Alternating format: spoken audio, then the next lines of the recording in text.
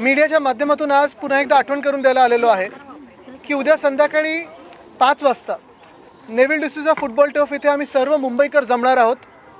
वेगळ्या वेगळ्या पक्षांना मी आमंत्रण केलेलं आहे, सगळे NGO, सगळे मुंबईप्रेमी लोकांना, मोकळी मैदानं जे वाचवतात त्यांना सगळ्यांना आमंत्रण केलेलं आहे। कारण आपण पाहतोय गेल्या 4 वर्षांमध्ये मुंबईत जवळपास 17 ते 18 मोकळी मैदानं ही भाजपने ढापलेली आहेत। आज जिथे आलेलो आहे, ज्या आपण प्लॉटवर बसलेलो आहे, खरं तर हा प्लॉट इथेच पेट्रोल पंप पण होऊ शकतं, गॅस स्टेशन पण होऊ शकतं आणि समोर जे स्पोर्ट्स कॉम्प्लेक्सचं रिझर्वेशन आहे ते न बदलता स्पोर्ट्स कॉम्प्लेक्सच राहू शकतं। इथे एक शाळा आहे, त्या शाळेला त्या स्पोर्ट्स कॉम्प्लेक्समधून आता जागा देऊ केलेली आहे। ठीक आहे, ते आम्ही समजू शकतो मोकळ्या मैदानासाठी केलं असेल, पण ते मोकळं मैदान शाळेचं आणि हे स्पोर्ट्स कॉम्प्लेक्स तसाच ठेवून इथे खरं तर पेट्रोल पंप, गॅस स्टेशन सगळं काही येऊ शकतं। आणि ज्या प्लॉटवर आपण बसलो जिथे खरं तर पेट्रोल पंपचंच रिझर्वेशन होतं, ते नंतर गॅस स्टेशनचं केलं। त्याचा ॲडव्हान्टेज हा आहे की हे हायवेला पण तुम्ही जोडू शकता। एखाद्या आतल्या गल्लीत मोठी जागा ढापून भाजपवाले पेट्रोल पंपच्या नावाखाली अजून काय काय करत आहेत आम्हाला माहीत नाही, कोणालाच माहिती नाही। पण एकंदर मुंबईत आपण पाहतोय की इथे मुलुंडमध्ये स्पोर्ट्स कॉम्प्लेक्सची जागा पेट्रोल पंप दाखवून पुढे ढापणार। पुढचे 10-12 प्लॉट्स असेच भाजपच्या वेगळ्या वेगळ्या संस्थांनी ढापलेले आहेत, भाजपच्या लोकांनी ढापलेले आहेत। काल परवाकडे तुम्हाला जिथे अंधेरीत मी नेलं तिथे छत्रपती शिवाजी महाराज स्पोर्ट्स कॉम्प्लेक्स हे आम्ही सत्तेत असताना 10 वर्षापूर्वी मुंबई महानगरपालिकेच्या तर्फे आम्ही बनवलं होतं। मोकळं मैदान आहे, खेळाचं मैदान आहे, क्रिकेटचं मैदान आहे, सायकलिंग ट्रॅक आहे, वॉकिंग ट्रॅक आहे, सगळं काही आहे। पण हे सगळं होत असताना ते देखील त्यांना एका भाजपच्या आमदारच्या घशात घालायचं आहे। एकंदर जर आपण पाहिलं तर BSTचे 22 आगार हे वेगळेच, मुलुंडचा हा प्लॉट, समोरचा मुलुंडचा प्लॉट, हे 2 प्लॉट्स भाजपला घशात घालायचे स्वतःच्या। नेव्हिल डिसूजा फुटबॉल टर्फ घ्यायचा आहे, अंधेरीतले 1 प्लॉट, जुहूमधले 2 प्लॉट आणि सगळीकडचे हे मोकळी मैदानं घेऊन भाजपच्या संस्थांच्या हातात घेऊन इथे स्वतःचे बिल्डर आणि कॉन्ट्रॅक्टर आणण्याचा जो डाव आहे त्याच्या विरोधात मुंबई म्हणून आम्ही हा लढा सुरू केलेला आहे। उद्याचं जे आंदोलन आहे सगळ्याच मुंबईकरांना मी विनंती करते, आपण सर्वांनी या, कारण इथे कुठच्याच राजकीय एका पक्षाचा हा विषय नाही आहे। आज तुम्ही कुठच्याही राजकीय विचारधारेचे असाल, कोणालाही मतदान करत असाल, भले भाजपला पण मतदान करत असाल, तुम्ही हा विचार केला पाहिजे की भाजपच्या ह्या ठराविक बिल्डर आणि कॉन्ट्रॅक्टरांनी ह्या जमिनी ढापल्यानंतर मुंबईत मोकळा श्वास घ्यायला जागा राहणार आहे का? भाजप एवढी जेनझी विरोधी आहे की ह्या जेनझीनी पण विचार केला पाहिजे की मुंबईत जर मैदानच निघून गेली, मुंबईतली मैदानच सगळी गायब केली भाजपनी, तर मैदानी खेळ हे होणार कुठे? हा विचार घेऊन आम्ही हा लढा सुरू केलेला आहे। पहिला टप्पा उद्याचा नेव्हिल डिसूजाला आहे आणि पुढचा टप्पा हा लवकरच आपल्याला कळेल।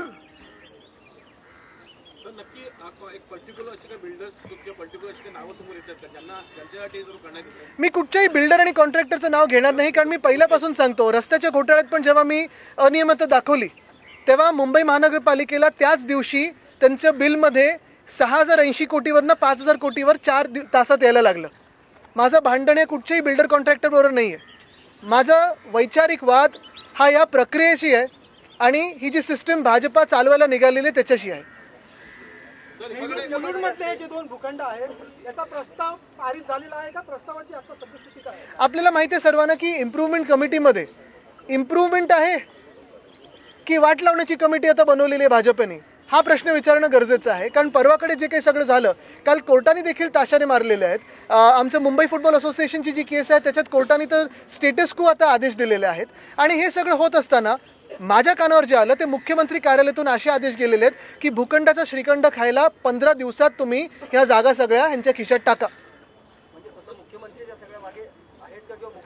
स्वतः मुख्यमंत्री ह्याच्यात लक्ष घालत आहेत असं आम्हाला कळलेलं आहे, कारण नाहीतर एवढी हिंमत कोणाची होणार की एवढे मोठे भूखंड मुंबईतले, जिथे मुंबईतल्या सगळ्या संस्था असतील, रेसिडेंट वेलफेअर असोसिएशन असतील, ALMs असतील, NGOs असतील, राजकीय पक्ष असतील, नागरिक असतील, हे सगळे जेव्हा एकत्र येतात तरी दबाव कोणाचा आहे?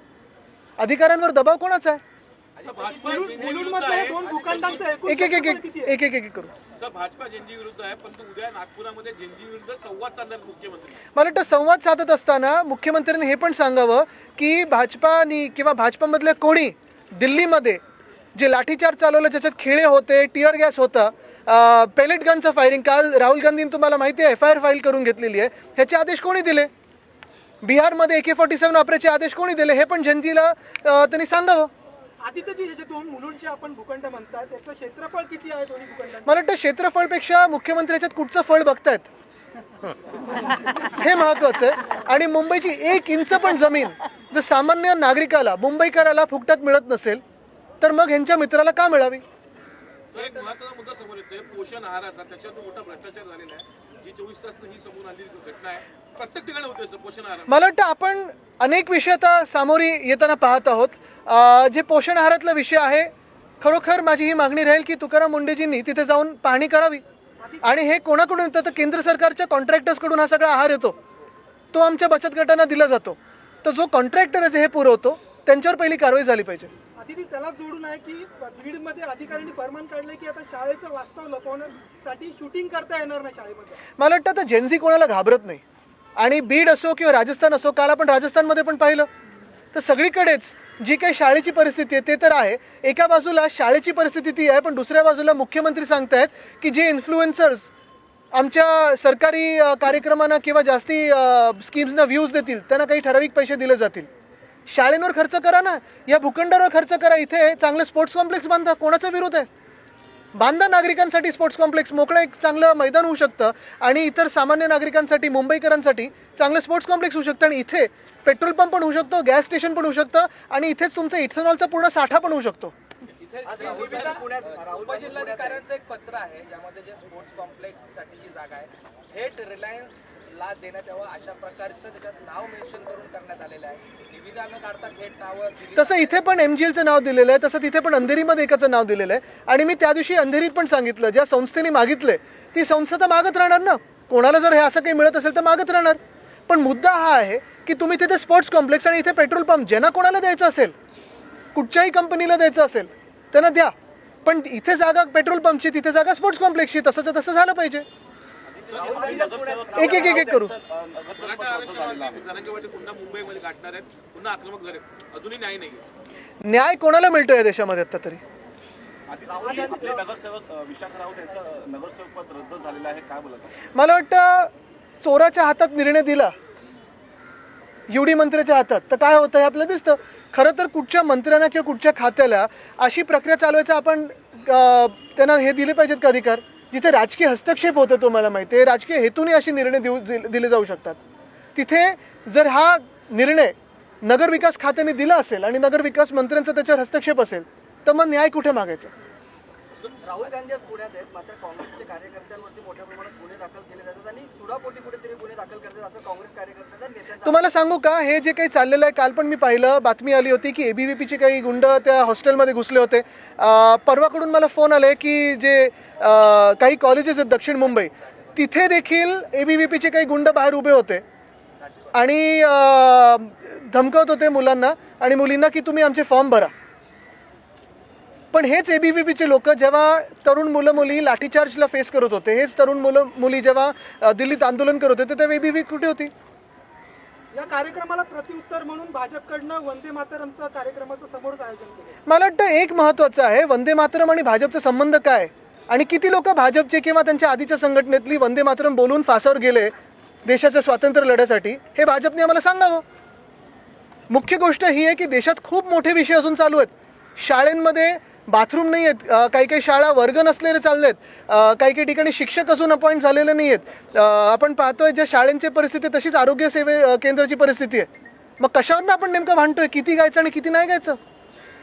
वंदे मातरम ह्या 2 शब्दांनी जी चळवळ उभी केली त्याच्यावरनं तुम्ही आज भांडत आहात. पण ज्याच्यासाठी चळवळ उभी केली, ज्या देशासाठी चळवळ उभी केली, त्या देशाचे आज हाल पाहताय तुम्ही. आज साखरेचे भाव वाढलेले आहेत, 10 वर्षात पहिल्यांदा साखरेचे भाव वाढलेले आहेत.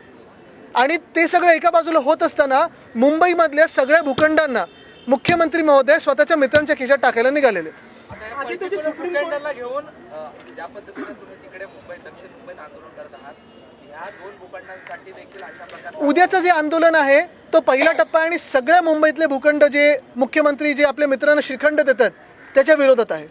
आदित्यजी, सुप्रीम कोर्टामध्ये आपली सुनावणी आता अंतिम टप्प्यात आहे जवळजवळ. अशा वेळी राहुल नार्वेकर म्हणतात की अपात्रतेबाबत जो निर्णय घेतलाय तो शाश्वत निर्णय आहे. मला वाटतं शाश्वत आणि काय लबाडीने जो निर्णय दिला होता त्याच्या विरोधात आम्ही कोर्टात गेलेलो आहे आणि ते कसं निपक्षपातीपणाने वागत नाहीत हे तुम्हाला प्रत्येक दिवशी दिसतं. आम्ही दोघं तर बघतच असतो, कोणाला बोलायला देतात कोणाला नहीं बोलायला देत. आदित्य जी, कल जिस तरह से राहुल गांधी को जाना पड़ा और फिर एफआईआर हुई पैलेट गन वाले मामले में, मुझे लगता है कल की जो एफआईआर है बहुत बड़ा एक कदम है न्याय की तरफ. पहली बात तो ये है कि पैलेट गन से फायरिंग हुई, कल ये सबके सामने आया और उस पर एफआईआर हुई, अभी कोर्ट में ये मामला चलेगा. दूसरी बात ये है कि हमारी कानून व्यवस्था ऐसी बन चुकी है अभी 10 सालों में कि आज के दिन में नेता विपक्ष को एक पुलिस स्टेशन जाने पड़ता है, 7 या 8 घंटा बैठना पड़ता है, वहाँ हड़ताल करनी पड़ती है, तब एक एफआईआर दर्ज होती है. तो अगर ऐसी कानून व्यवस्था हो तो किसका विश्वास इस कानून व्यवस्था में रहेगा हमारे देश में. और तीसरी बात, मुझे लगता है कि अभी देश का युवा डरता नहीं है, ये भी कल दिख गया है. देश का युवा जहाँ जहाँ अन्याय होता है वहाँ आवाज उठाते रहेगा, सामने कोई भी खड़ा हो. सीजेपी के जो मेंबर्स हैं उनपे कल जयपुर में आशुतोष पे भी हमला हुआ कल. लेकिन यही बात है ना, सीजेपी करना क्या चाहती है? तो जो शिक्षण व्यवस्था में खोट है या कमी है वही तो ला रही है लोगों के सामने.